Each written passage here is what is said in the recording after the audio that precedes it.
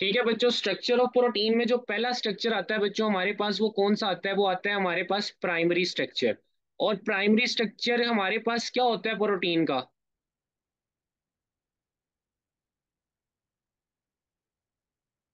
हाँ, primary structure क्या होता है हमारे पास? एक सिंपल सा सीधा साधा स्ट्रक्चर हमारे पास, उसको हम जो है ना वो प्राइमरी स्ट्रक्चर कहते हैं। मतलब अब ये देखिए, मेरे पास एक फ्लैट सी चीज पड़ी हुई है ये। ठीक है। अब मैं बता सकता हूँ कि सर इसके ऊपर क्या क्या चीजें लगी हुई हैं। फॉर एग्जांपल ऐसे छोटे छोटे जो है वो हमारे पास ये, आप लोग जो है वो लड़कियां अक्सर जो है वो ये हार वगैरह लेने जाती हैं। वो मोतियों के हार होते हैं ना बच्चों, होते हैं ना मोतियों के हार। अब वो मोतियों के हार की अगर एक स्ट्रेट हमारे पास जो है वो सिंपल एक लड़ी हो छोटी सी, तो वो हमारे पास होता है प्राइमरी स्ट्रक्चर। अब उस लड़ी के ऊपर बच्चों आप वो मोती गिन भी सकते हो, और मोतियों का जो एक सीक्वेंस आ रहा है वो भी आपको पता चल सकता है, पता चल सकता है ना। एक जो सिंपल मोतियों की लड़ी होती है जो आप बाजार से लेके आते हो, उसके ऊपर आपको ये भी आप गिन भी सकते हो कि हमारे पास कितने मोती हैं उसके ऊपर, और मोतियों का सीक्वेंस क्या है। ठीक है, वो भी आप लोगों को सारा उसके ऊपर नजर आ रहा होता है, कौन सा मोती आगे है कौन सा मोती पीछे है। ऐसा होता है ना बच्चों। तो यस। प्राइमरी स्ट्रक्चर हमारे पास प्रोटीन का एक ऐसा स्ट्रक्चर होता है जो उसके सिंपल स्ट्रक्चर हो बिल्कुल हमारे पास, और उस सिंपल स्ट्रक्चर से हम उसके अंदर number and sequence of amino acid को जो है ना वो जान सके।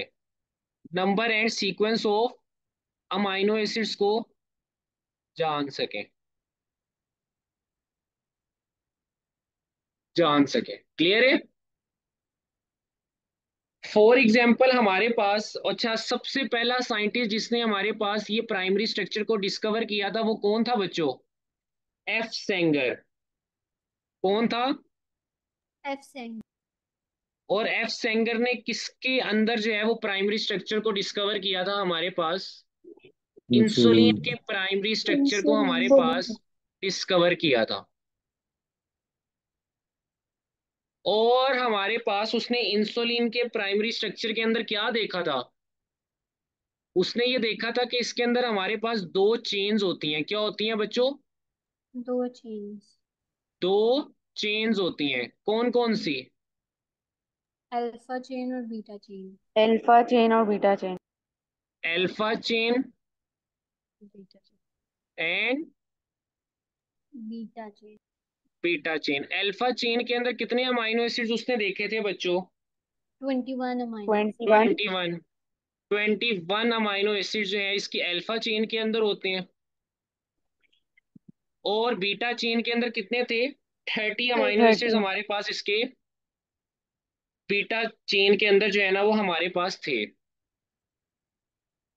ठीक है। और ये टोटल मिला के कितने हो गए हमारे पास बच्चों? टोटल मिला के ये हमारे पास 51। 51 अमाइनो एसिड जो है ना ये हमारे पास हो गए। क्लियर है? यस। और ये देखें, ये इंसुलिन की फॉर एग्जांपल हमारे पास ये दो चेन्स थी।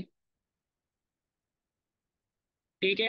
इनके ऊपर ये देखें, ये हमारे पास एक के ऊपर, मैं पूरे तो नहीं बना सकता लेकिन फिर मैं आपको वैसे ही दिखाने के लिए एग्जांपल करके बना रहा हूँ कि ये हमारे पास इसकी अल्फा चेन अगर फॉर एग्जांपल, और ये इसकी क्या थी इंसुलिन की बच्चों, हमारे पास बीटा चेन थी। ठीक है।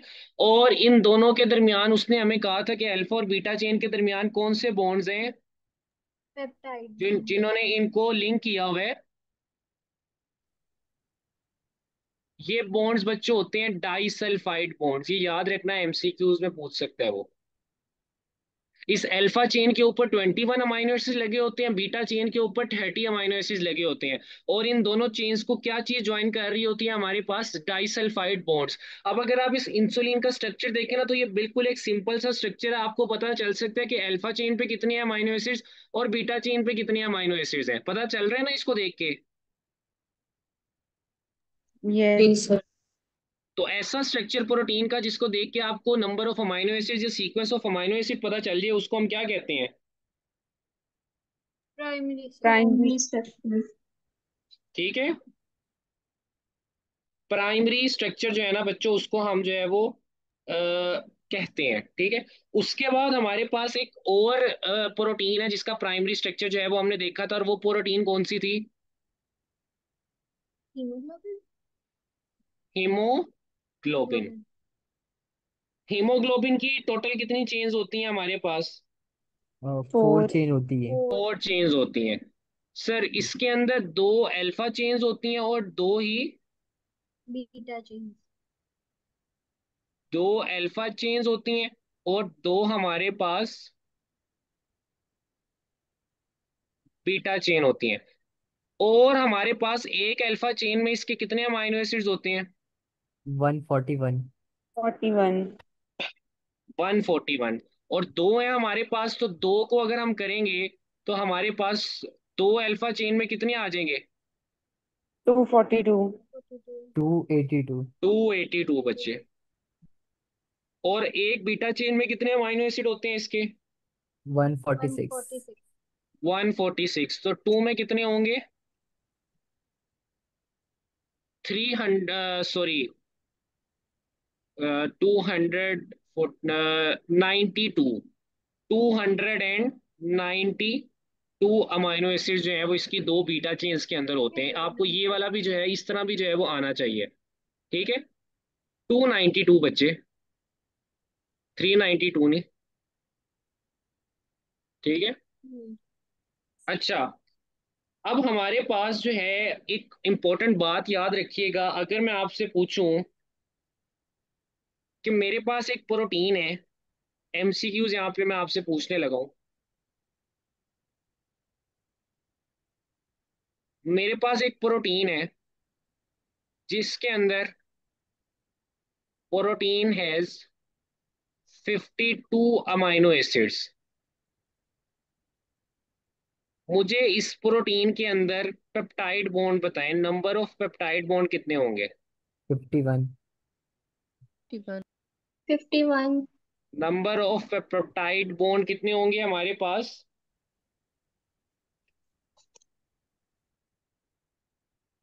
कितने होंगे? 51। 51। याद रखिएगा, नंबर ऑफ पेप्टाइड बॉन्ड जो होते हैं ना वो हमारे पास, एक माइनस कर दें आप नंबर ऑफ अमाइनो एसिड से तो उतने हमारे पास नंबर ऑफ पेप्टाइड बॉन्ड जो है ना वो आ जाते हैं। क्लियर है ये बात? यस। इसका फॉर्मूला ये होता है peptide, number of peptide bond का number of amino acids minus -1। Clear है? ये इसका फॉर्मूला होता है, ये याद रखिएगा। अच्छा, सेकेंड एमसीक्यूज में आप लोगों से पूछता हूं, और वो एमसीक्यूज ये है कि मेरे पास 5 अमाइनो एसिड्स हैं। कितने अमाइनो एसिड्स हैं? 5। 5 अमाइनो एसिड्स हैं।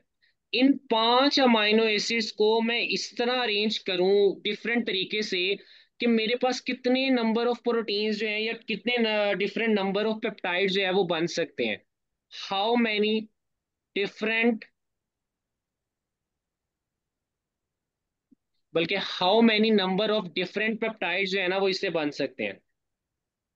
How 25। Many number of different peptides मेरे पास इससे बन सकते हैं, बताएं। मेरे पास 5 अमाइनो एसिड्स हैं, मैं उनको ऐसे अरेंज करता जाऊं, कभी एक को पहले ले आऊं कभी दूसरे को पहले ले आऊं, तो मैं उनको उनकी रीअरेंजमेंट करके कितने नंबर ऑफ डिफरेंट पेप्टाइड्स जो है या प्रोटीन्स जो है वो बना सकता हूं, बताएं जरा बच्चे। फॉर एग्जांपल मेरे पास ये ए अमाइनो एसिड है, बी अमाइनो एसिड है, ये सी है, ये डी है, ये ई है। मैं समझाना क्या चाह रहा हूँ ये देखिएगा। अब इन 5 अमाइनो एसिड्स को मैं डिफरेंट तरीके से अरेंज करता हूँ। जैसे मैं कभी ई को पहले ले आऊंगा, ए को बाद में, ए बी सी डी, ऐसे इसको अरेंज कर सकता हूँ। मैं इसको ऐसे अरेंज कर सकता हूँ, बी ई ए सी डी। मैं इसको ऐसे अरेंज कर सकता हूँ, D E A B C. मैं इसको कितने नंबर ऑफ डिफरेंट इस तरह पैटर्न्स में अरेंज कर सकता हूँ कि मेरे पास डिफरेंट पेप्टाइड्स जो है वो बनते जाएं। ये एक पेप्टाइड है ना, ये एक मेरे पास पेप्टाइड है, एक प्रोटीन है ये मेरे पास एक पेप्टाइड है। तो मैं इन 5 अमाइनो एसिड्स को कितनी पेप्टाइड्स के अंदर जो है ना वो रीअरेंज कर सकता हूँ, हाउ मेनी पेप्टाइड मैं इनसे बना सकता हूँ, डिफरेंट पेप्टाइड्स, बताएं जरा।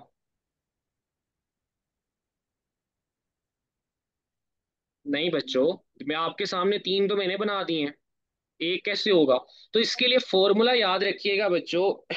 इसका फॉर्मूला होता है हमारे पास, number of peptides is equal to number of amino acids, number of amino acid. Amino acid, amino acids raise की पावर टू। तो यहाँ पे कितने अमाइनो एसिड उसने हमें दिए हुए हैं? 5। 5। फाइव। तो 5 की पावर 2 हमारे पास क्या आएगा? ट्वेंटी 25। फाइव। तो 5। इसके हमारे पास आंसर क्या होगा? इसका आंसर होगा बच्चों हमारे पास 25। क्लियर? यस। अच्छा, नेक्स्ट बच्चों हमारे पास जो प्रोटीन का स्ट्रक्चर आता है वो हमारे पास आता है सेकेंडरी स्ट्रक्चर। कौन सा स्ट्रक्चर आता है? Secondary structure. सेकेंडरी स्ट्रक्चर आता है प्रोटीन का हमारे पास। अच्छा, अब इन स्ट्रक्चर के अंदर से आपको एमसीक्यूज कहाँ कहाँ से इंपॉर्टेंट पॉइंट्स वो आपसे पूछ सकते हैं। मेन जो चीज वो पूछ रहा होता है ना, वो बच्चों आपसे इनके स्ट्रक्चर के अंदर जो बॉन्ड्स जो प्रेजेंट होते हैं ना उसके बारे में पूछ रहा होता है। हमारे पास प्राइमरी स्ट्रक्चर में कौन सा बॉन्ड आपको जिक्र किया गया है? Peptide bond. Disulphide bond. Disulphide bond का जिक्र किया गया है, ठीक है। आगे भी जो से स्ट्रक्चर पढ़ेंगे उनके अंदर बॉन्ड्स का आपने खास तौर पे जो है ना वो ख्याल रखना है। अब देखिए, ऊपर मेरे पास एक स्ट्रेट पेप्टाइड था बिल्कुल, जिसके ऊपर से हम अमाइनो एसिड का सीक्वेंस और नंबर जो है ना वो डिटरमाइन कर पा रहे थे। अगर मैं इस पेप्टाइड को या इस सिंगल पेप्टाइड को मैं इस तरह अरेंज कर दूं, तो ये मेरे पास बन जाएगा अल्फा हेलिक्स। ये मेरे पास क्या बन जाएगा? अल्फा हेलिक्स स्ट्रक्चर बन जाएगा बच्चों। मेरे पास क्या बन जाएगा? क्या बन जाएगा बच्चों? बोलो, ये मैंने क्या बना दी है? ये मैंने एक अल्फा हेलिक्स बना दी है। ये अल्फा हेलिक्स स्ट्रक्चर जो है ना बच्चों, वो मैंने आपके सामने बना दिया है। ठीक है? ठीक ये है। और अगर मैं इसी पोली पे ये जो पेप्टाइड था इसको मैं कुछ इस तरह अरेंज कर दूं,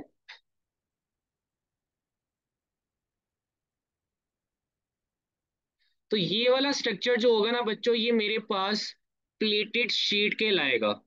बीटा प्लेटेड शीट कहते हैं आप उसको। ये वाला स्ट्रक्चर क्या कहलाएगा? Beta pleated sheet.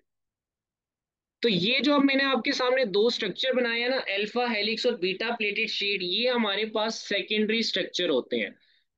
तो सेकेंडरी स्ट्रक्चर में हमारे पास प्रोटीन के कौन से स्ट्रक्चर आ जाते हैं? शीट। वो जो प्राइमरी स्ट्रक्चर है उनका वो हमारे पास फोल्ड होके, अब वो हमारे पास कोइल होके अल्फा हेलिक्स बना सकता है, या वो हमारे पास बीटा प्लेटेड शीट जो है ना वो हमारे पास बना सकता है। ठीक है? ठीक है यस सर। बच्चों। Yes sir. अच्छा, ये हमारे एक्सक्यूज मी पास आपने सर, एक बात। जी जी। आपने प्राइमरी स्ट्रक्चर में बताया है डाइसल्फाइड बॉन्ड का, लेकिन हमने जी, तो पेप्टाइड बॉन्ड पढ़ा है उसके अंदर। पेप्टाइड बॉन्ड तो होता है ना। पेप्टाइड बॉन्ड हमारे पास एक सिंगल पॉलीपेप्टाइड जो है, एक सिंगल चेन जो है वो उसके अंदर प्रेजेंट होता है। लेकिन प्राइमरी स्ट्रक्चर के अंदर हमारे पास अगर दो पॉलीपेप्टाइड आ जाए, फिर मुझे बताएं, प्राइमरी स्ट्रक्चर के अंदर अगर दो पोल प्राइमरी स्ट्रक्चर का के अंदर अगर आप एक पॉलीपेप्टाइड की उस एंगल से बात कर रही है ना, वो तो फिर पेप्टाइड बॉन्ड ही होगा हमारे पास। लेकिन अगर दो पॉलीपेप्टाइड आ जाए, ये देखें जैसे मैंने इंसुलिन का बनाया है, फिर फिर उनके दरमियान कौन सा बॉन्ड होगा जो उनके स्ट्रक्चर को मेंटेन कर रहा होगा? पेप्टाइड नहीं होगा? देखिए, पेप्टाइड तो एक पॉलीपेप्टाइड का जो स्ट्रक्चर है ना सिंपल, उसको मेंटेन कर रहा है। ये मेरे पास एक पॉलीपेप्टाइड है, A B C D E. ये एक 5 अमाइनो एसिड्स का मेरे पास पॉलीपेप्टाइड है। ये क्या है? ये मेरे पास 5 अमाइनो एसिड्स का पॉलीपेप्टाइड है। है ना 5 अमीनो एसिड्स का पॉलीपेप्टाइड। मैं अगर कहूं कि इसका स्ट्रक्चर कौन मेंटेन कर रहा है, तो अब क्या आएगा हमारे पास आंसर? क्या आएगा आंसर बच्चे? बच्चे पेप्टाइड बोले। बॉन्ड। पेप्टाइड बॉन्ड आएगा इसका आंसर। लेकिन अगर मैं इसके साथ एक और पेप्टाइड चेन यहाँ पे बना देता हूँ, ये बात जरा गौर से समझिएगा। मैं इसके साथ एक और पेप्टाइड चेन यहाँ पे बना देता हूँ, और इनके दरमियान में हमारे पास जो है वो लाजमी सी बात है लिंकेज प्रेजेंट होगी कोई ना कोई। तो अब इसका स्ट्रक्चर कौन मेंटेन कर रहा है? पेप्टाइड बॉन्ड जो है वो इस सिंगल पॉलीपेप्टाइड का जो है ना वो हमारे पास स्ट्रक्चर मेंटेन कर रहा है। इस ओवरऑल एक प्रोटीन का ये इस ओवरऑल ये जो स्ट्रक्चर है इसका, जो ये जो एक मैंने आपके सामने एक दो पॉलीपेप्टाइड्स बनाए हैं, इनके दरमियान का या इनके दरमियान की जो लिंकेज है वो कौन मेंटेन कर रहा है? अब बताएं। डाइसल्फाइड। डाइसल्फाइड। बात क्लियर हुई है? जी सर। ठीक है, बात क्लियर हुई है। अगर वो आपसे पूछे कि एक पॉलीपेप्टाइड का प्राइमरी स्ट्रक्चर कौन मेंटेन कर रहा है, तो उसका आंसर आपने क्या लगाना है?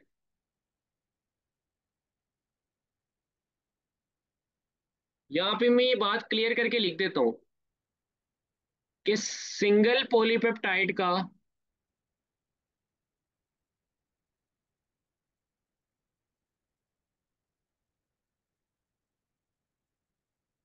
सिंगल पॉलीपेप्टाइड का स्ट्रक्चर कौन मेंटेन कर रहा होता है? Peptide bond. Peptide bond. लेकिन अगर हमारे पास डबल पॉलीपेप्टाइड या मोर देन वन पॉलीपेप्टाइड आ जाए,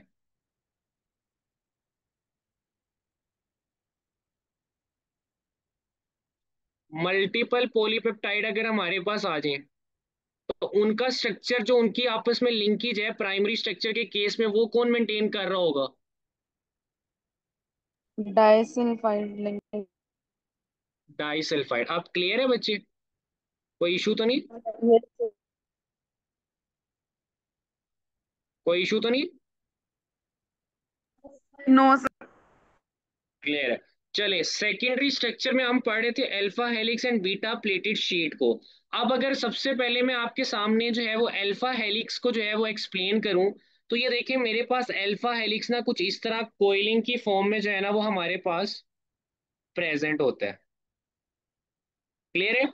और बड़ी इंपॉर्टेंट बात उसने लिखी हुई है कि हमारे पास ये जो इसका एक टर्न होता है ना बच्चों, ये पूरा का पूरा एक टर्न, इस पे कितने अमाइनो एसिड्स हमारे पास प्रेजेंट होते हैं इस थ्री एक टर्न पॉइंट के सिक्स ऊपर? 3.6। 3.6। इस एक टर्न के ऊपर कितने अमाइनो एसिड्स प्रेजेंट होंगे बच्चों? 3.6।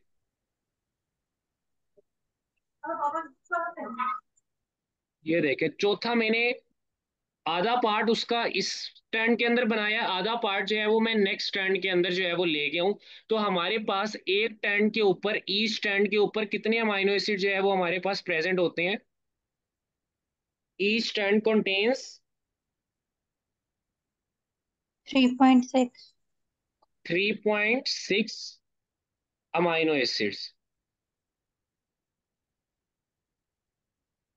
और अगर मैं आपसे पूछूं कि एक हमारा ये जो पेप्टाइड है इसने 10 स्ट्रैंड्स बनाए हुए हैं, तो तब इसके अंदर कितने अमाइनो एसिड्स आ जाएंगे? एक 36। हमारे पास प्रोटीन है या एक पेप्टाइड है जिसने अपने अल्फा हेलिक्स स्ट्रक्चर के अंदर 10 टर्न्स बनाए हुए हैं, तो उसके अंदर कितने अमाइनो एसिड्स आ जाएंगे? ये आपसे एमसीक्यूज पूछ सकता है वो। अगर 36 माइनस टर्न्स 6। होंगे, 3.6 को 10 मल्टीप्लाई कर। टर्न, बिल्कुल शाबाश। तो 36 अमाइनो एसिड जो है वो आपके पास आ जाएंगे। इस तरह के भी एमसीक्यू जो है वो आपसे पूछ सकता है। ठीक है बच्चों?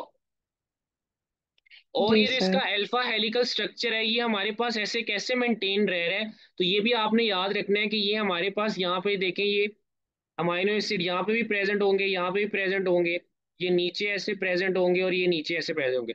इन अमाइनो एसिड्स के दरमियान में हमारे पास यहाँ पे हाइड्रोजन बॉन्डिंग जो है ना वो प्रेजेंट होती है। क्या प्रेजेंट होती है? Hydrogen bond. हाइड्रोजन। उस हाइड्रोजन बॉन्डिंग की वजह से हमारे पास ये अल्फा हेलिकल स्ट्रक्चर जो है ना वो हमारे पास मेंटेन रह रहा होता है। क्लियर है? यस। क्लियर है बच्चे? Yes sir. जी सर। Yes sir. एक मिनट बस, मैं इसको जरा दोबारा से ड्रॉ कर लूँ। ठीक है, ये हमारे पास जो है वो हाइड्रोजन बॉन्डिंग जो है ना वो हमारे पास आ जाती है इनके अंदर। हाइड्रोजन बॉन्ड्स जो हैं वो हमारे पास इनके अंदर प्रेजेंट होते हैं, जो इसको मेंटेन करके रखा होता है। ठीक है बच्चों, ये हमारे पास था इसका सेकेंडरी स्ट्रक्चर। ठीक है, अब हमारे पास आता है इसका टर्शरी स्ट्रक्चर। कौन सा स्ट्रक्चर आता है? टर्शरी। टर्शरी स्ट्रक्चर कैसे बनता है? टर्शरी स्ट्रक्चर देखें, अभी तो हमारे पास एक यूनिफॉर्म स्ट्रक्चर्स आ रहे थे ना। ये देखें, ये अल्फा हेलिक्स या बीटा प्लेटेड शीट हमारे पास एक यूनिफॉर्म फोल्डिंग या कोइलिंग की वजह से आ रहे थे। देखें आराम से वो ऐसे यूनिफॉर्मली कोयल कर रही थी या यूनिफॉर्मली फोल्ड हो रही थी, तो हमारे पास ये वाले स्ट्रक्चर आ रहे थे। लेकिन टर्शरी स्ट्रक्चर में क्या होता है बच्चों? टर्शरी स्ट्रक्चर में हमारे पास जो पॉलीपेप्टाइड चेन है ना, वो बगैर किसी यूनिफॉर्मिटी के जो है ना वो फोल्ड करती है अपने ऊपर। ठीक है, जैसे ये मेरे पास एक जो है ये पॉलीपेप्टाइड चेन है, फॉर एग्जांपल ये वाली। ठीक है, ये पॉलीपेप्टाइड या पेप्टाइड चेन है हमारे पास। ठीक है, तो ये हमारे पास इसके ऊपर ये अमाइनो एसिड्स हैं ऐसे। तो ये हमारे पास रैंडमली ऐसे जो है ना वो कोइलिंग जो है ना वो कर रही होगी। ये देखिए, ये ऐसे रैंडमली कोइलिंग जो है ना ये अपने ऊपर कर रही है। कोई एक यूनिफॉर्म जो है वो हमारे पास इसकी कोइलिंग नहीं है। तो ऐसे स्ट्रक्चर को हम बच्चे क्या कहते हैं? ऐसे स्ट्रक्चर को हम टर्शरी स्ट्रक्चर का जो है वो नाम देते हैं। क्या नाम देते हैं? टर्शरी स्ट्रक्चर टर्शियरी का नाम स्ट्रक्चर। देते हैं। ठीक है, पॉलीपेप्टाइड चेन जो होती है वो हमारे पास बेंड्स अपॉन इटसेल्फ,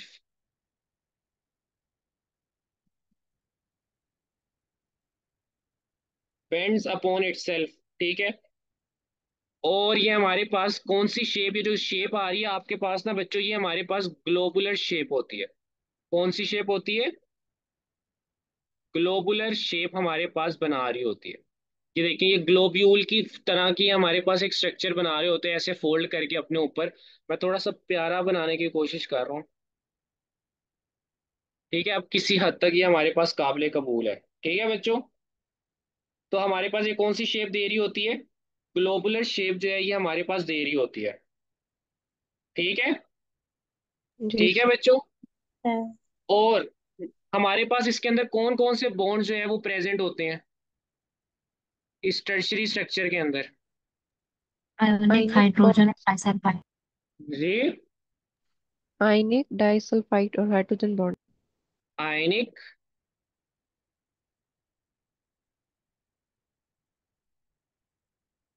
हाइड्रोजन और डाइसल्फाइड बॉन्ड जो है वो हमारे पास इसके अंदर डाइसल्फाइड। प्रेजेंट होते हैं। ये तीन बॉन्ड जो है ना वो इसके अंदर हमारे पास प्रेजेंट होते हैं। सेकेंडरी स्ट्रक्चर में कौन सा मेन बॉन्ड था?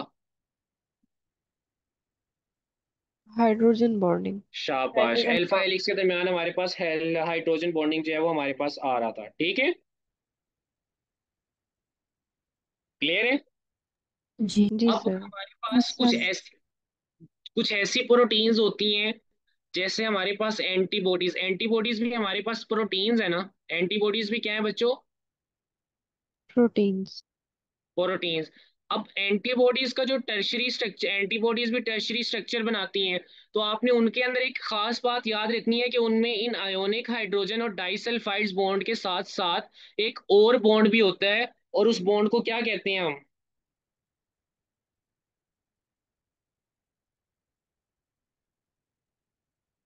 सॉरी, हमारे पास नॉर्मली जो बाकी प्रोटीन्स होती है ना उनके अंदर सिर्फ ये दो बॉन्ड्स प्रेजेंट होते हैं, आयोनिक और हाइड्रोजन बॉन्ड्स। लेकिन एंटीबॉडीज के अंदर हमारे पास बच्चों इनके टर्शरी स्ट्रक्चर के अंदर एक और बॉन्ड भी आ रहा होता है, और वो बॉन्ड कौन सा होता है? वो डाइसल्फाइड बॉन्ड जो है वो हमारे पास एक एक्स्ट्रा उनके अंदर आ रहा होता है। बाकी प्रोटीन्स के टर्शरी स्ट्रक्चर के अंदर हमारे पास डाइसल्फाइड जो है वो हमारे पास नहीं प्रेजेंट होता। क्लियर है? जी सर। जो एंटीबॉडीज होती हैं इनके टर्शरी स्ट्रक्चर के अंदर हमारे पास डाइसल्फाइड बॉन्ड जो है वो हमारे पास प्रेजेंट होता है। ये बात क्लियर है? बाकी जो प्रोटीन्स हैं उनके अंदर जो है वो हमारे पास सिर्फ दो बॉन्ड्स होते हैं और वो आयोनिक और हाइड्रोजन होते हैं। लेकिन एंटीबॉडीज के टर्शरी स्ट्रक्चर के अंदर एक एक्स्ट्रा बॉन्ड आता है जिसको हम डाइसल्फाइड बॉन्ड कहते हैं। और ये डाइसल्फाइड बॉन्ड क्यों आता है? क्योंकि हमारे पास इन एंटीबॉडीज के अंदर ये सिस्टीन अमाइनो एसिड जो है ये हमारे पास प्रेजेंट होता है। ये सिस्टीन अमाइनो एसिड इस डाइसल्फाइड बॉन्ड बनाने का जो है वो हमारे पास वजह होती है। क्लियर है? ये बात मैंने आपको बता दी है। क्लियर है? किसी को कोई मसला यहाँ तक? सर जनरल हम फिर नहीं लिखेंगे टर्शियरी स्ट्रक्चर में डाइसल्फाइड नहीं, बॉन्ड? नहीं। जनरली ओके हमारे पास आयोनिक और हाइड्रोजन होते हैं। लेकिन जो डाइसल्फाइड्स होते हैं वो हमारे पास ज्यादातर एंटीबॉडीज के अंदर प्रेजेंट होते हैं। नॉर्मल प्रोटीन्स के अंदर मोस्टली वो हमारे पास प्रेजेंट नहीं होते। Okay sir, thank you. ठीक है। जी सर, ठीक। अब अगर हम प्रोटीन्स को एक्वस सॉल्यूशन में ऐड करें, किसमें ऐड करें, तो क्या होगा? हम किसी भी प्रोटीन को पकड़ के या पॉलीपेप्टाइड को एक्वस सॉल्यूशन में ऐड करते हैं तो क्या होगा? होगा ये कि उसके जो हमारे पास हाइड्रोफोबिक अमाइनो एसिड्स होंगे। प्रोटीन पहले मुझे बताएं वाटर सोलेबल है या नहीं होती, वाटर के इनसोलेबल है या सोलेबल होती हैं प्रोटीन्स?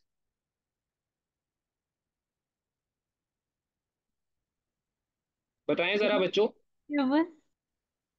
ग्लोबुलर प्रोटीन्स क्या होती हैं? ग्लोबुलर प्रोटीन्स आपने पढ़ी हुई है ना? ये टर्शरी सॉल्युबल स्ट्रक्चर होती जो हैं। है, टर्शरी स्ट्रक्चर हमारे पास ग्लोबुलर शेप बना रहा होता है।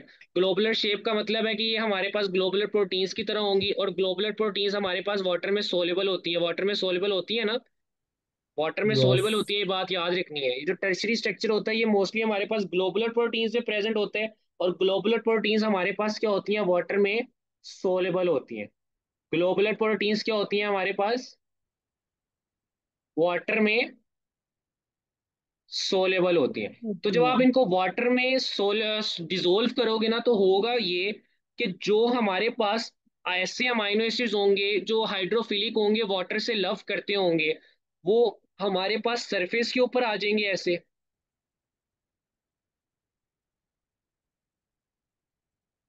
और जो हाइड्रोफोबिक अमाइनो एसिड्स होंगे यानी ऐसे अमाइनो एसिड्स जो वाटर को हेट करते हैं या वाटर के अंदर डिसोल्व नहीं होते, हाइड्रोफोबिक अमाइनो एसिड्स, वो अंदर वाली साइड पे जो है वो हमारे पास छुप जाएंगे। क्लियर है?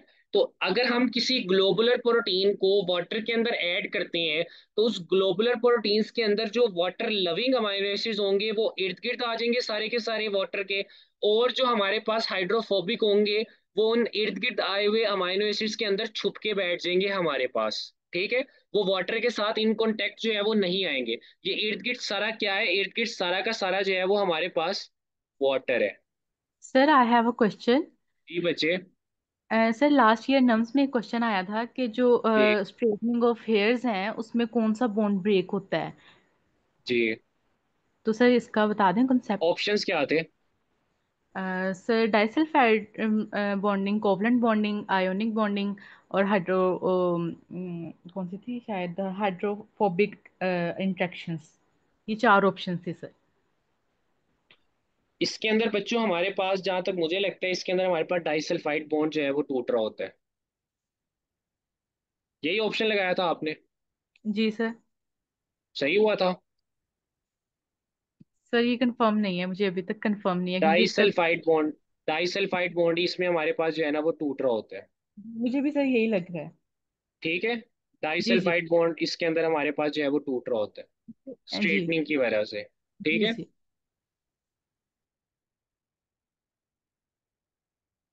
लिखा हुआ है ग्लोबुलर साल्ट एसिड में सोलेबल है।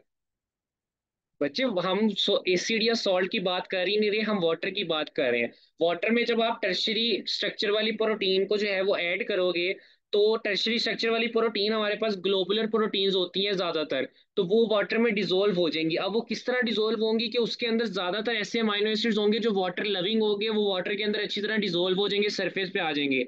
और जो वाटर हेटिंग यानी हाइड्रोफोबिक अमाइनो एसिड्स होंगे वो अंदर की तरफ छुप के जो है ना वो हमारे पास बैठ जाएंगे। ठीक है? और वाटर लविंग अमाइनो एसिड्स उनको इर्द गिर्द से जो है ना वो कवर कर लेंगे। ठीक है? तो ये हमारे पास एक जनरल जो है ना इसका स्ट्रक्चर आ रहा होता है एक्वस सॉल्यूशन के अंदर। ये बात क्लियर है बच्चों? क्लियर है? Yes sir. Yes sir. उसके बाद बच्चों हमारे पास जो नेक्स्ट स्ट्रक्चर आता है वो कौन सा स्ट्रक्चर आता है? Quaternary structure. नेक्स्ट स्ट्रक्चर कौन सा आता है हमारे पास? Quaternary structure. Quaternary structure. Quaternary structure में क्या होता है?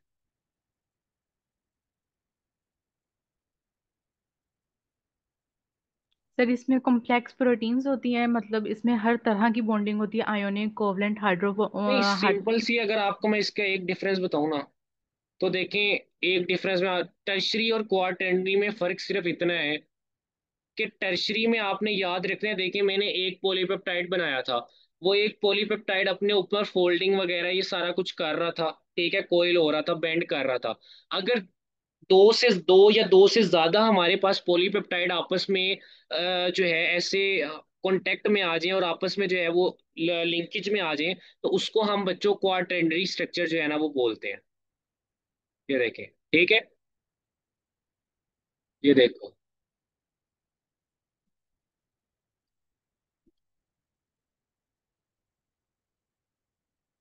ठीक है, ये तीन मैंने पॉलीपेप्टाइड बना दिए हैं। तीन टर्शरी स्ट्रक्चर के पॉलीपेप्टाइड मैंने बना दिए हैं। ये जब आपस में लिंक करते हैं तो ये हमारे पास क्या बना देते हैं? क्वाटर्नरी स्ट्रक्चर बच्चों हमारे पास ये बना देते हैं।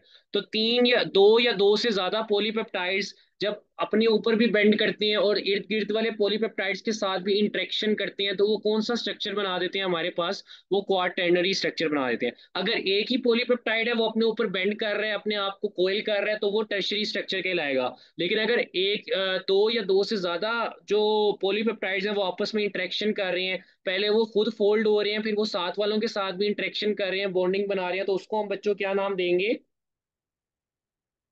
क्वाटर्नरी स्ट्रक्चर का नाम देंगे। और क्वाटर्नरी स्ट्रक्चर में हमारे पास हर तरह के बॉन्ड आ जाते हैं। कौन कौन से? हाइड्रोफोबिक इंट्रैक्शन, हाइड्रोजन और आयोनिक। हाइड्रोफोबिक इंटरेक्शन आ जाते हैं। हाइड्रोफोबिक इंटरेक्शंस में हमारे पास कौन से बॉन्ड्स आते हैं? Van der Waals forces, covalent bonds, ionic bonds, ionic bonds और हाइड्रोजन बॉन्ड्स।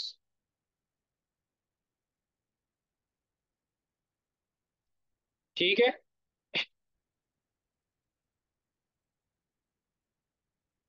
हाइड्रोजन बॉन्ड्स हमारे पास ये सारे के सारे जो है वो आ गए। क्लियर है बच्चों यहाँ तक? Yes sir. किसी को कोई इशू? No sir. अच्छा, उसके बाद आप लोगों ने एक बात याद रखनी है, एक छोटी सी कॉन्सेप्ट है।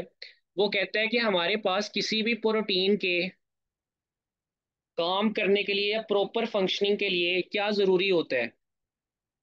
कि उसके अंदर अमाइनो एसिड्स का सीक्वेंस जो है ना वो बिल्कुल सही हो।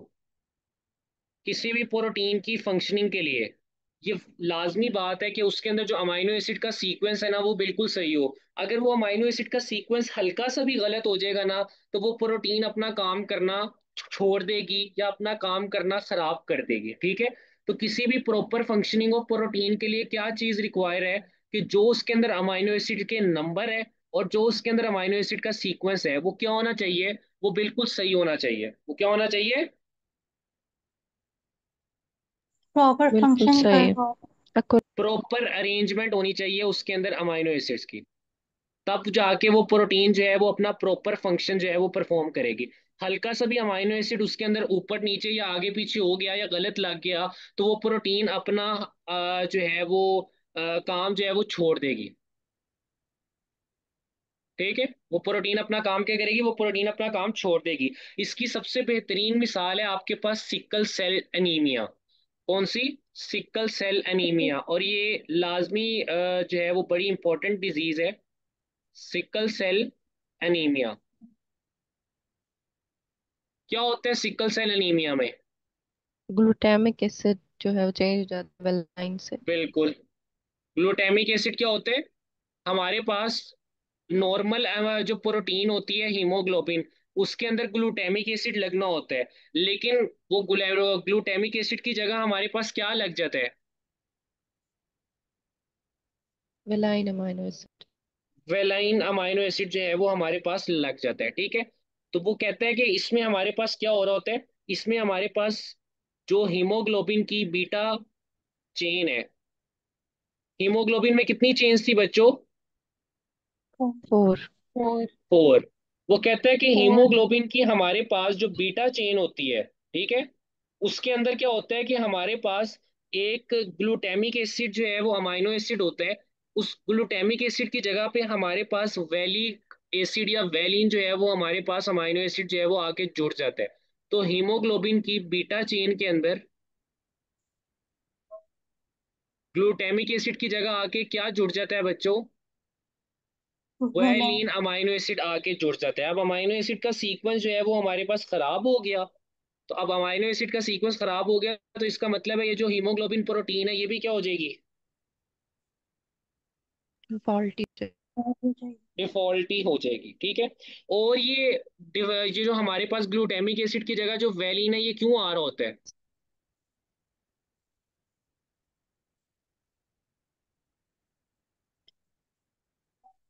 क्योंकि हमारे पास जी जेनेटिक म्यूटेशन हो रही होती है, जीन्स के अंदर जो है वो हमारे पास पॉइंट म्यूटेशन होती है। क्या होती है? अब फॉर एग्जांपल हमारे पास एक जीन था, ये वाला जीन, ठीक है, ये जीन है हमारे पास। अब इस जीन के अंदर आपने पढ़ा हुआ है क्या होते हैं हमारे पास? कोडोन होते हैं। क्या होते हैं? कोडोन होते हैं। फॉर एग्जांपल ये मेरे पास एक कोडोन है, ये मेरे पास इसका दूसरा कोडोन है, तीन तीन न्यूक्लियोटाइड का सीक्वेंस कोडोन, आपको याद है ना? यस। कि भूल गए हैं? यस। याद। ट्रांसलेशन के प्रोसेस में पढ़ा था ना, सॉरी ट्रांसक्रिप्शन के प्रोसेस में, कि जीन्स के ऊपर कोडोन्स होते हैं, ठीक है, मैसेंजर आरएनए बनता है उसके ऊपर हमारे पास कोडोन्स होते हैं।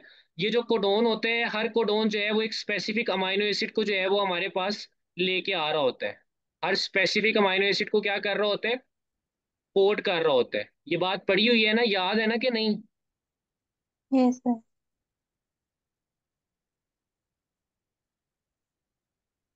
अब फॉर एग्जाम्पल ये वाला जो कोडोन था ना इस हीमोग्लोबिन के जीन के अंदर, इस कोडोन का सीक्वेंस था हमारे पास, आप कह दें क्या सीक्वेंस रखें इसका, मिसाल के तौर पे मैंने समझाना है।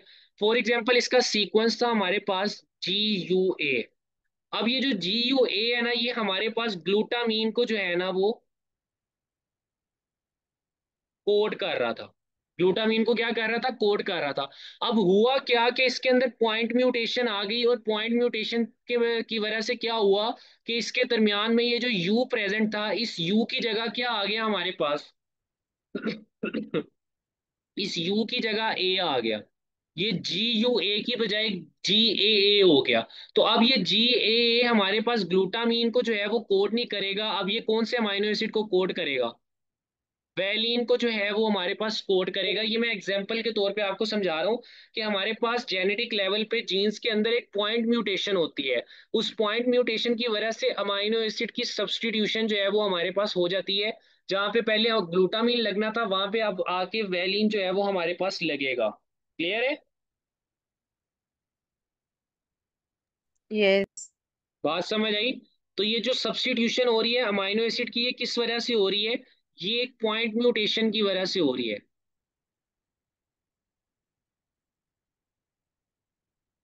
Point sir. म्यूटेशन हो जी।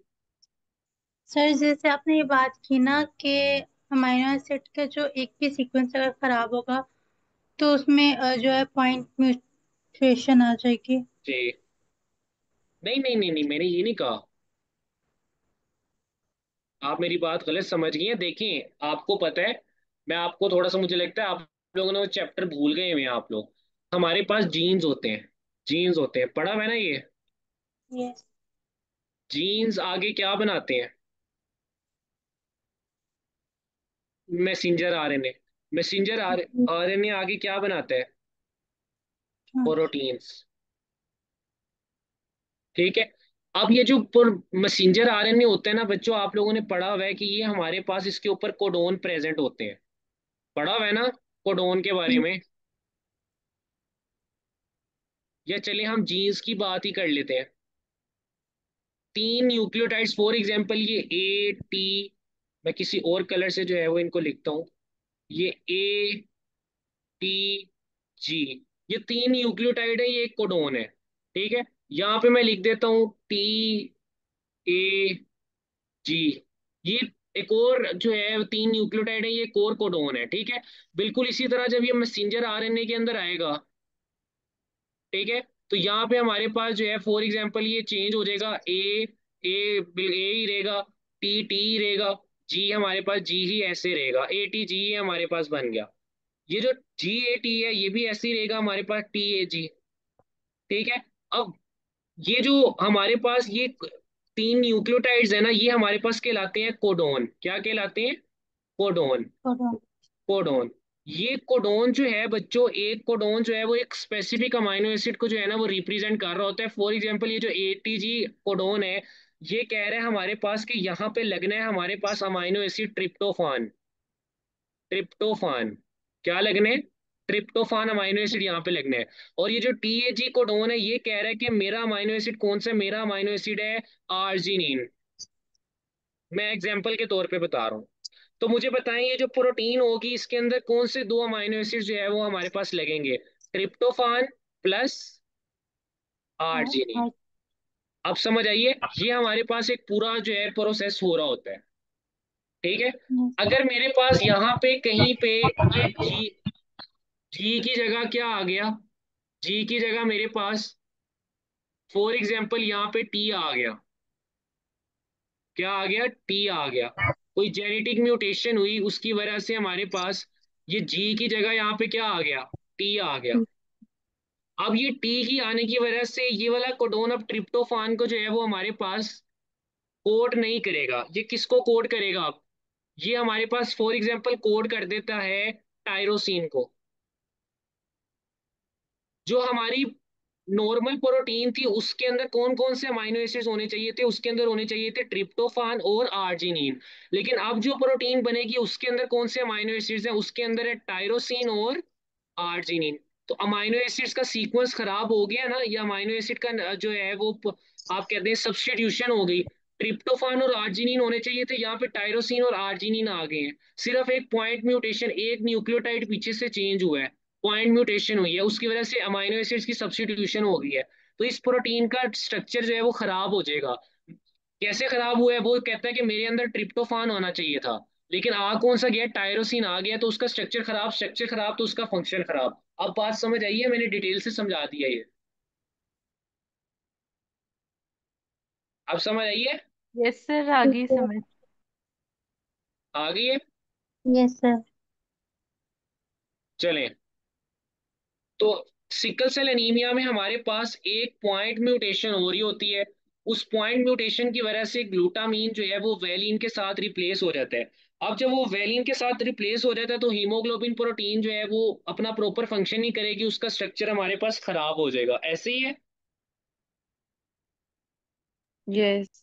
Yes sir. और ये जो हीमोग्लोबिन है इसका स्ट्रक्चर खराब होने की वजह से हीमोग्लोबिन कहाँ पे प्रेजेंट होती है? सी।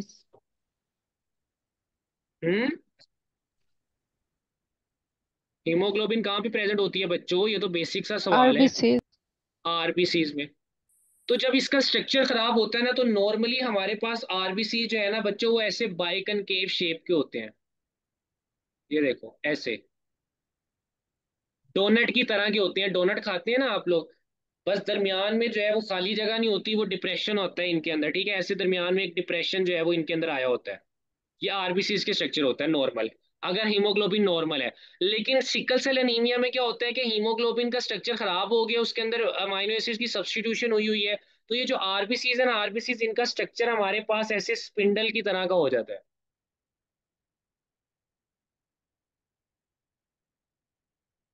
ये देखें, ये स्पिंडल की तरह का हो जाता है। अब ये जो नॉर्मल आरबीसीज होते हैं ना ये होते हैं फ्लेक्सिबल, लेकिन ये जो स्पिंडल वाले आरबीसीज होते हैं ये हमारे पास रिजिड होते हैं। अब होता क्या है बच्चों कि ब्लड वेसल जो है जिसके अंदर से हमारा खून गुजर रहा होता है, उसमें से ये छोटे छोटे आरबीसी जो है ना वो नॉर्मली गुजर जाते हैं। ये देखें ऐसे आराम सुकून से ये जो हमारे पास ये डोनट शेप आरबीसीज हैं या बाइकनकेव शेप आरबीसीज हैं वो हमारे पास आराम सुकून से यहाँ से गुजर जाते हैं। लेकिन ये जो स्पिंडल शेप आरबीसीज होते हैं ना बच्चों, ये क्या होते हैं? ये ऐसे हमारे पास फंस जाते हैं यहाँ पे। देखो कितने शार्प शार्प और नुकीले हैं, ये ऐसे हमारे पास यहाँ पे फंस जाते हैं। ठीक है, ऐसे फंस जाएंगे हमारे पास। ठीक है, टूट फंस के टूट जाएंगे, ब्लड वेजल्स को हमारी जो है वो खराब करेंगे। ठीक है ना, सही तो। और आरबीसीज का काम क्या होता है? ऑक्सीजन ट्रांसपोर्ट करवाना। आरबीसीज खराब हो गए हैं, वो फंस रहे हैं, वो सही तरह से ट्रेवल नहीं कर रहे, ब्लड फ्लो नहीं कर रहा सही तरह से, तो ब्लड जो ऑक्सीजन है वो भी बॉडी को जो है वो ट्रांसपोर्ट नहीं होगी हमारे पास। और ये ऐसे हमारे पास जो है ना वो टूटने लग जाएंगे, आरबीसीज फंस के टूटने लग जाएंगे हमारे पास। ठीक है, छोटे से रास्ते में से अगर आप बड़ी गाड़ी गुजार दो,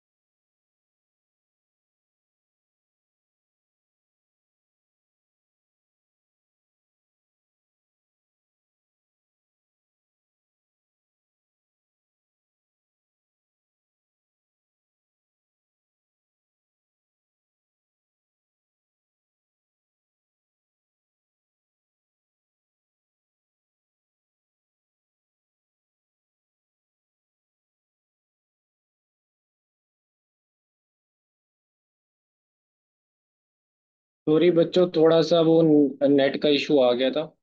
आई एम बैक अगेन। ठीक है, स्क्रीन नजर आ रही है ना?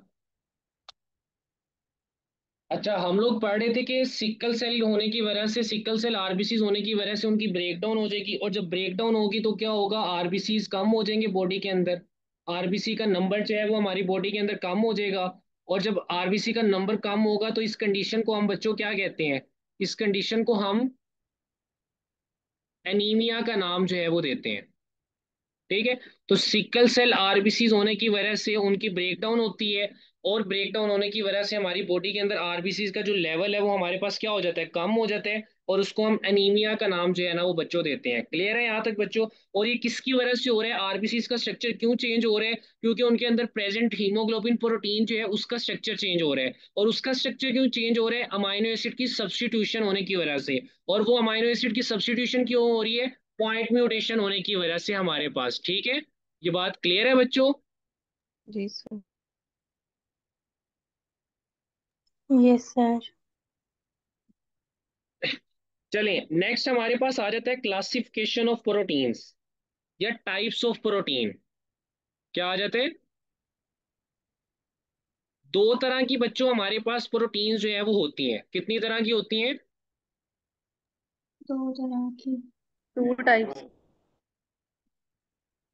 टू टाइप्स ऑफ प्रोटीन होती हैं, या टू टाइप्स ऑफ हमारे पास क्लासेस होती हैं प्रोटीन्स की। कौन कौन सी?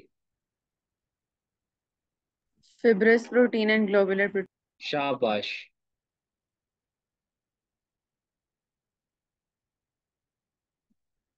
Fibrous proteins and globular. Globular proteins होती हैं हमारे पास। ठीक है, मैं इधर जो है वो फिब्रस प्रोटीन्स लिख देता हूँ,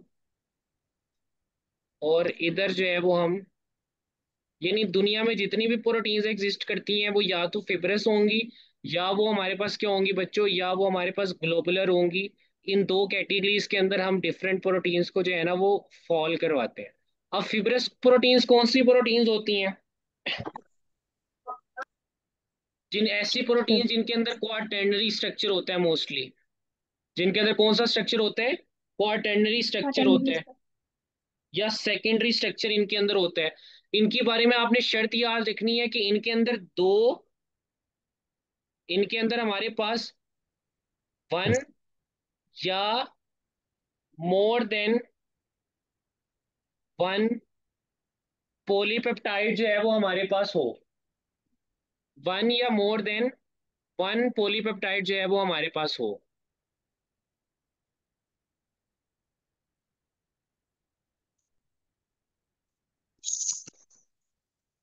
वन या more than one polypeptide chain हो। ठीक है। और ग्लोबुलर के बारे में याद रखना है कि इनके अंदर हमेशा हमेशा हमेशा क्या होगी, एक ही सिंगल चेन जो है वो हमारे पास प्रेजेंट होगी। ठीक है, मोस्टली हमारे पास इनके अंदर जो है वो सिंगल चेन जो है वो प्रेजेंट होती है। फिब्रस के अंदर एक या एक से ज्यादा भी जो है वो हमारे पास प्रेजेंट होती हैं। ठीक है। और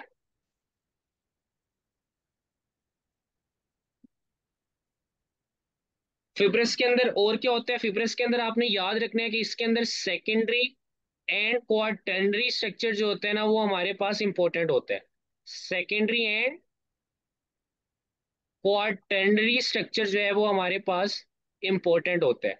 और फिर जो ग्लोबुलर प्रोटीन्स होती हैं उनके अंदर कौन सा स्ट्रक्चर होता है हमारे पास?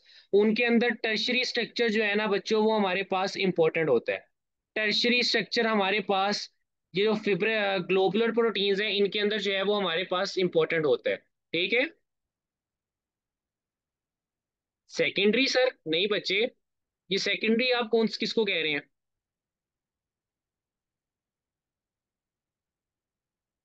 नहीं, आप बच्चे सेकेंडरी आप किसको कह रहे हैं? सेकेंडरी जो होता है वो फिब्रस के अंदर हमारे पास प्रेजेंट होता है।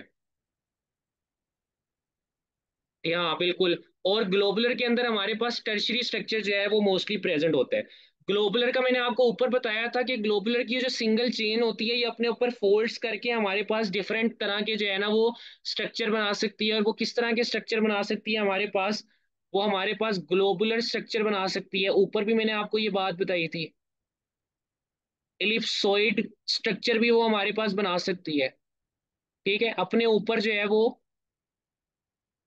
फोल्ड करके, अपने आप को जो है ना वो अपने ऊपर जो है ना वो फोल्डिंग करके, जैसे मैंने आपको दिखाया था ये हमारे पास एक पॉलीपेप्टाइड चेन है, ये ऐसे हमारे पास ये ग्लोबुलर स्ट्रक्चर होगा, या ये एलिप्सॉइड की फॉर्म में भी हमारे पास जो है ना वो इस तरह के स्ट्रक्चर जो है वो बना सकती है। ठीक है, तो ये एक सिंगल पॉलीपेप्टाइड चेन जो है ना वो अपने ऊपर जो है वो फोल्ड कर रही होगी। फिब्रस में क्या होता है?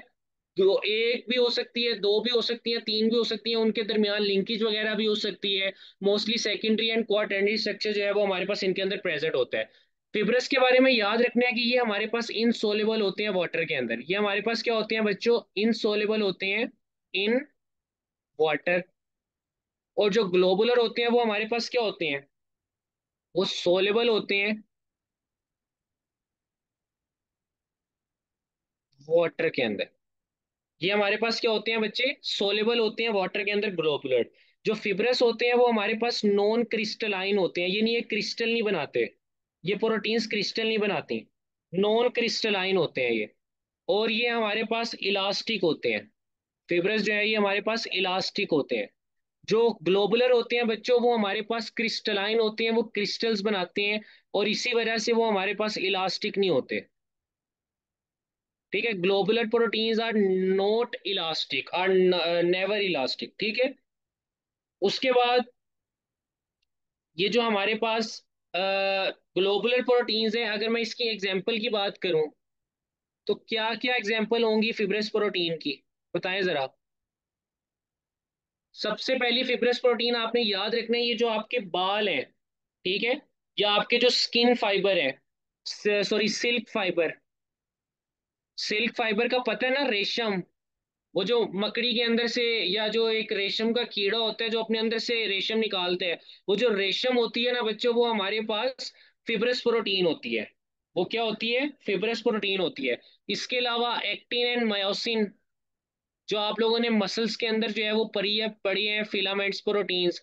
ये जो प्रोटीन्स होती हैं एक्टिन एंड मायोसिन, ये कौन सी प्रोटीन्स होती हैं, सॉरी, ये हमारे पास इन इलास्टिक होता है।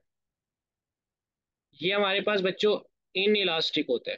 ठीक है, एक्टिन एंड मायोसिन हमारे पास फिब्रस प्रोटीन्स होती हैं। इसके अलावा फिब्रिन, जो आपके ब्लड क्लोट्स को बना रही होती है प्रोटीन, लिवर से जो बनती है प्रोटीन, वो भी फिब्रस होती है। इसके अलावा कैरेटिन, जो आपके बालों और आपके जो है वो नाखूनों के अंदर जो प्रेजेंट होती है। इसके अलावा कोलेजन, कोलेजन आपके जो है वो बोन्स में प्रेजेंट होती है, आपके जो है वो स्किन में प्रेजेंट होती है, आपके पट्ठों में प्रेजेंट होती है, आपकी आईज के अंदर प्रेजेंट होती है। कोलेजन तो आपकी बॉडी के अंदर जो है ना वो सबसे ज्यादा जो है वो प्रेजेंट होती है प्रोटीन। ठीक है, तो ये सारी सिल्क फाइबर, रेशम, actin and myosin, fibrin, keratin and collagen, ये हमारे पास फिब्रस प्रोटीन्स की जो है ना ये हमारे पास एग्जाम्पल है। अगर हम इसका कोई निमोनिक बनाए तो हमारे पास क्या निमोनिक बनता है, SAMFKC।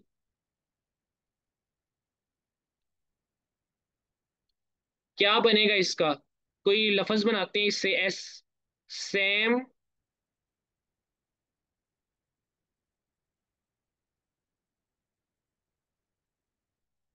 क्या निमोनिक बनेगा इसका,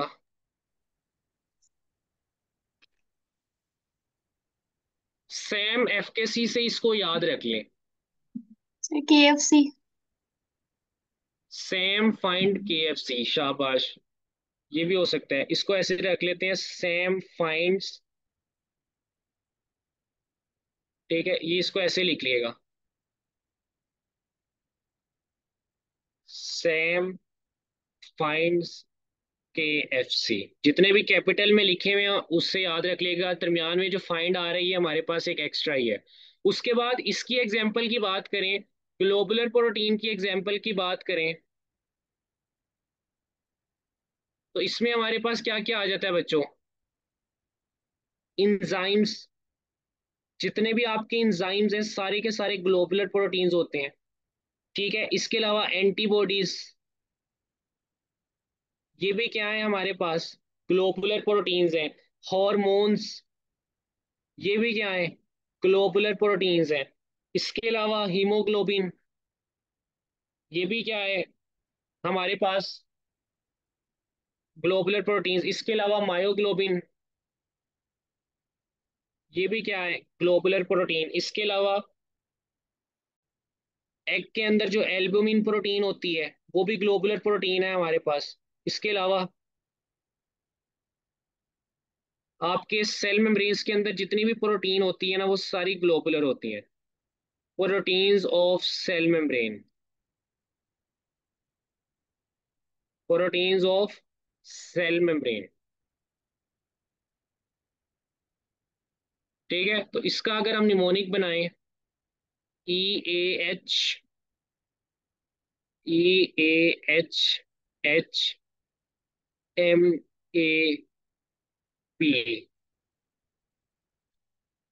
क्या बनेगा इसका?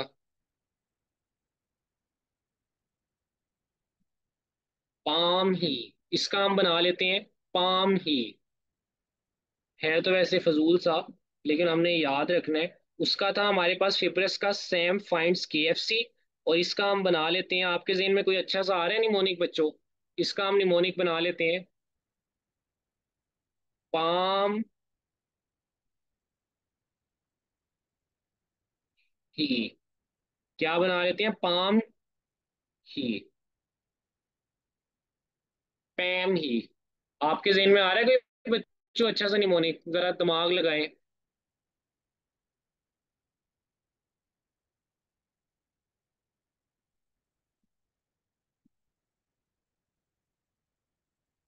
एक बच्ची का, ये हेयर इज मैप, ये लेकिन उसके अंदर फिर हमें जो है वो देखना पड़ेगा। चलें, ये हेयर इज मैप को जो है वो करके देखते हैं, इसका निमोनिक बना के देखते हैं। फाई स्मॉल ई लार्ज, ये मैप, ये मैप, ये खुशी से वो कह रहा है कि मुझे मैप जो है वो मिल गया है। ठीक है, सैम को KFC मिला है, इसको जो है वो मैप मिल गया है। ठीक है, सैम सैम ने जो है वो हमारे पास KFC जो है वो सर्च किया है मैप के ऊपर। तो इस तरह आप याद रख लीजिएगा कि Sam finds KFC, fibrous protein का S for silk fibre, A for actin, M for myosin, K for keratin, F for fibrin, C for collagen, और यहाँ पे E for enzymes, A for antibodies, H for haemoglobin and hormones, M for myoglobin, A for albumin and P for proteins of cell membrane. तो बच्चों यहाँ पे हमारे पास जो proteins का आज का एक एक्सटेंसिव लेक्चर था वो मैंने आपको कंप्लीट करवा दिया है। इतना ज़्यादा टाइम इस छोटे से टॉपिक के ऊपर कोई भी नहीं लेता, लेकिन हमने जो है वो इंशाल्लाह हर चीज़ को डिटेल में और हर तरीके से, हर एंगल से जो है ना वो कवर करना है। क्लियर है बच्चों यहाँ तक आज का टॉपिक? सर एक लास्ट पॉइंट बता दें कि ये जो जी जी। प्राइमरी प्रोटीन्स के स्ट्रक्चर है ना, कौन सी प्रोटीन का कौन सा स्ट्रक्चर है, एक बार एक लिस्ट जो है ना वो शेयर कर दें। कौन सी वाला? ये जो प्राइमरी सेकेंडरी और टर्शियरी स्ट्रक्चर है ना, इनकी एग्जांपल्स जो है ना वो एक लिस्ट बच्चे शेयर कर। बच्चे बच्चे बच्चे, चले वो मैं लिस्ट शेयर कर दूंगा, लेकिन याद रखें प्राइमरी स्ट्रक्चर कब बनता है? जब हम किसी भी प्रोटीन को खोल के रख दें, उसकी पॉलीपेप्टाइड चेन्स को बिल्कुल जो है ना वो फ्लैट करके रख दें, ठीक है, तब वो प्राइमरी स्ट्रक्चर। मोस्टली जो है ना वो प्रोटीन्स अपने ऊपर फोल्ड की होती हैं या कुछ किया होता है उन्होंने, ठीक है। बहुत कम प्रोटीन्स ऐसी होती हैं जिनका नॉर्मली हमारे पास प्राइमरी स्ट्रक्चर होता है। ज्यादातर प्रोटीन्स या तो अपने ऊपर फोल्ड हुई होंगी, ठीक है, या वो उन्होंने दूसरों के साथ लिंक जो है वो बनाया होगा, टर्शरी फॉर्म में होंगी या सेकेंडरी फॉर्म में होंगी या क्वाटरनरी फॉर्म में होंगी। ठीक है, क्लियर है बच्चे? Yes sir. लेकिन मैं इसका जो है ना वो कोई टेबल वगैरह जो है ना वो आपके साथ शेयर कर दूंगा। अभी आपकी बुक के अंदर जितनी है ना वो काफी है, इनफ है, इससे बाहर वो कुछ भी नहीं पूछेगा आपसे, ठीक है। सर जी। हीमोग्लोबिन क्वाटरनरी में आएगा, प्राइमरी में कि टर्शरी में? हीमोग्लोबिन का जो स्ट्रक्चर है, देखिए हीमोग्लोबिन को हमने किसमें जो है वो क्लासिफाई किया है, कौन सी प्रोटीन के अंदर?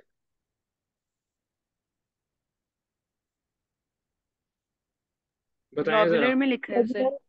और ग्लोबुलर में कौन सा जो है वो स्ट्रक्चर हमारे पास मोस्टली प्रेजेंट होता है? टर्शरी। टर्शरी। हीमोग्लोबिन का टर्शरी स्ट्रक्चर होता है। देखिए प्राइमरी स्ट्रक्चर में हमने ना सिर्फ उसको चीजों को डिस्कस किया है खोल के, कि अगर फॉर एग्जांपल मेरे पास एक हीमोग्लोबिन का स्ट्रक्चर है, मैं उसको डीनेचर करता हूँ, मैं उसकी पॉलीपेप्टाइड चेन्स को जो है ना वो एक दूसरे से जो है वो बिल्कुल अनफोल्डिंग करता हूँ, और फिर मैं एक फ्लैट सी उसकी एक चेन बनाता हूँ, उसको हम प्राइमरी स्ट्रक्चर कहते हैं। मोस्टली हमारे पास प्रोटीन्स जो है ना वो प्राइमरी स्ट्रक्चर के अंदर एग्जिस्ट नहीं कर रही होती, वो हमारे पास या तो टर्शरी में करती हैं या क्वाटरनरी या कभी कभार सेकेंडरी के अंदर जो है वो कर रही होती हैं। प्राइमरी के अंदर हम उनको खुद चेंज करवाते हैं, उनके स्ट्रैंड्स को, उनके जो पॉलीपेप्टाइड चेन्स होती हैं उनको बिल्कुल फ्लैट करके, उनको डीनेचर करके, एक दूसरे से अलग करके। क्लियर है?